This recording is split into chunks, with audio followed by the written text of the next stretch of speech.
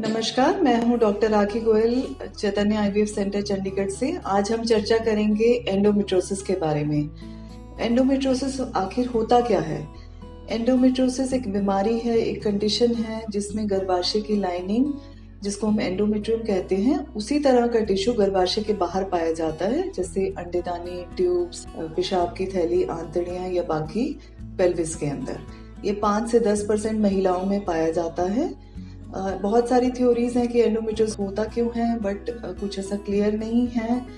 और ये इसका जेनेटिक बेसिस भी है, क्योंकि ये फैमिलीज में भी पाया जाता है, जैसे कि मदर को होना, सिस्टर को होना। तो आपको कैसे पता चलेगा कि आपको एंडोमेट्रोसिस है? एंडोमेट्रोसिस अगर आपको है तो आपको उस वजह से पेड़ों के हिस्से में बहुत दर्द रह सकता है, माहवारी आने पे बहुत ज्यादा दर्द रह सकता है, शारीरिक संबंध बनाने पे बहुत दर्द हो सकता है, या नीचे के हिस्से में क्रैम्प्स जैसा पेन रह सकता है, पेट फूला हुआ लग सकता है, बहुत थकान लग सकती है। क्या एंडोमेट्रोसिस की वजह से प्रेगनेंसी रहने में भी बाधा आती है?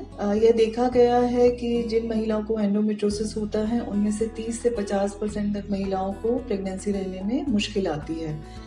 एंडोमेट्रोसिस की वजह से जो बच्चेदानी, ट्यूब्स, ओवरीज वो सब आपस में चिपक जाते हैं, जिस वजह से ठीक से काम नहीं करते हैं। जो हार्मोन का वातावरण है ठीक नहीं होता, जिस वजह से अंडों की क्वालिटी पे फर्क पड़ता है।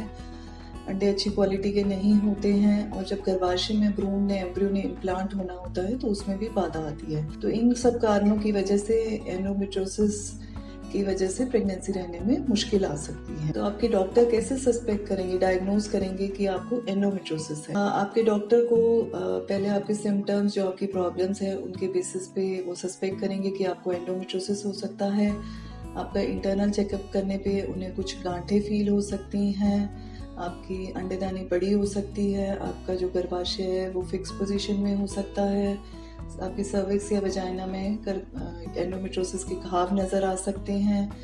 अल्ट्रासाउंड करने पर अंडेदानी के अंदर खून की गांठ, जैसे एंडोमेट्रोटिक सिस्ट जो कहते हैं, वो नजर आ सकते हैं। एमआरआई करने पर एंडोमेट्रोटिक सिस्ट के साथ साथ एंडोमेट्रोसिस के इम्प्लांट्स हमें मिल सकते हैं। बट जो डेफिनेट डायग्नोसिस है वो लेप्रोस्कोपी के बेसिस पर होता है। लेप्रोस्कोपी में हम पेट के जरिए दूरबीन डाल के डायरेक्टली गर्भाशय, अंडेदानी, ट्यूब्स, पेल्विस को देख सकते हैं कि एंडोमेट्रोसिस है कि नहीं है। एंडोमेट्रोसिस का ट्रीटमेंट कैसे किया जाता है? एंडोमेट्रोसिस का जो ट्रीटमेंट है हम वो मेडिकली कर सकते हैं या सर्जिकली कर सकते हैं।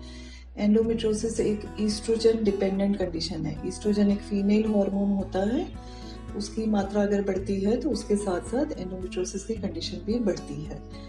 तो जो दवाइयां हैं जो भी ईस्ट्रोजन हार्मोन को दबाती हैं, जैसे गर्भनिरोधक गोलियां या जीएनआरएच एगोनिस्ट इंजेक्शंस, वो सब एंडोमेट्रोसिस को सप्रेस कर देती हैं। बट ये मोस्टली टेम्परेरी इफेक्ट रहता है। जैसे दवाइयों का, इंजेक्शन का असर खत्म होता है तो ये फिर से बढ़ने लगती है बीमारी, या हम सर्जरी करके, ऑपरेशन करके एंडोमेट्रोसिस की जो गांठ है वो निकाल सकते हैं, उनके इम्प्लांट्स को खत्म कर सकते हैं। तो जो आपका ट्रीटमेंट है वो उस पर डिपेंड करेगा कि जो महिला है उनकी उम्र कितनी है, वो मैरिड है नहीं है, उनकी मेन प्रॉब्लम क्या है, कि माहवारी में बहुत दर्द रहता है, या माहवारी की प्रॉब्लम है, या वो प्रेगनेंसी चाहते हैं। तो उसके बेसिस पे डॉक्टर डिसाइड करेंगे कि आपको मेडिसिन की ज़रूरत है, या सर्जरी की ज़रूरत है, या दोनों की ज़रूरत है। साथ में अगर आप प्रेगनेंसी चाहते हैं तो आपको IUI या IVF टेस्ट ट्यूब बेबी की ट्रीटमेंट की रिक्वायरमेंट है। तो अगर आपको लगता है कि आपको एंडोमेट्रोसिस हो सकता है तो आज ही अपने डॉक्टर को